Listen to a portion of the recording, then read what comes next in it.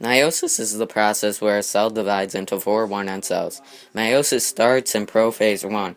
The DNA turns into chromosomes and is paired up. Also, the cell's centrosomes begin to make spindle fibers. In prometaphase 1, the nuclear membrane disappears and the chromosomes wrap around each other and start crossing over DNA.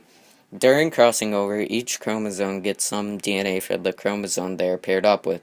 The centrosomes are now across from each other and the spindle fibers grow more. In metaphase 1, the chromosomes line up in the center of the cell and the spindle fibers connect to the centromeres of each chromosome. Then in anaphase 1, the chromosomes are pulled apart from each other using the spindle fibers. Finally, in telophase 1, the cell separates but does not split into new cells. This is where the cell goes through meiosis too. In prophase 2 and prometaphase 2, the centrosomes and spindle fibers get into place, but this time the chromosomes do not cross over DNA.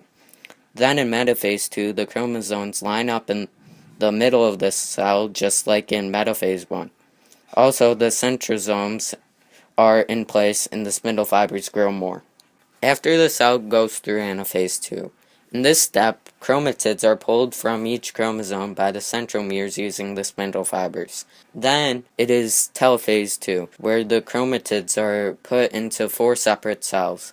Last, cytokinesis happens. This is where the cell splits into four gametes. 1N and 2N cells appear at different points. During mitosis, the cell will remain 2N the whole time. Mitosis never has 1N cells, but meiosis does. Throughout interphase, before a cell is ready for meiosis, it is a 2N cell. While a cell goes through meiosis 1, it remains 2N, and then when it enters meiosis 2, it will remain 2N until the cell is split into four separate cells during cytokinesis. Each of these cells is a 1N gamete. Mitosis and meiosis have similarities and differences. One similarity is that both are ways cells split. Also, they both go through cytokinesis. They also both start with 2N cells.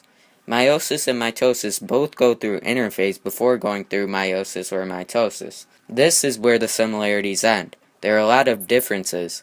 The first is that mitosis makes 2N cells, and meiosis only makes 1N cells. Also, meiosis has crossing over and mitosis doesn't. Another is that meiosis is a form of sexual reproduction, and mitosis is asexual. Also, meiosis makes 4 cells and mitosis makes 2. Meiosis has cells that have random different DNA, and mitosis has exact clones. A cell can go through mitosis forever, but can only go through meiosis once. Meiosis is important because meiosis allows a species to be able to reproduce. If there was no meiosis, many things would not be able to reproduce and they would die out. Also, meiosis allows the child of two parent cells to be genetically different because of crossing over. Without meiosis, all things would be exact copies. Also, meiosis makes 1N cells, so if there was no meiosis, there would only be mitosis. This would mean that there would be 2N cells, and if two organisms reproduce sexually, they would have double the chromosomes. The cells need to make a zygote by putting two 1N gametes together.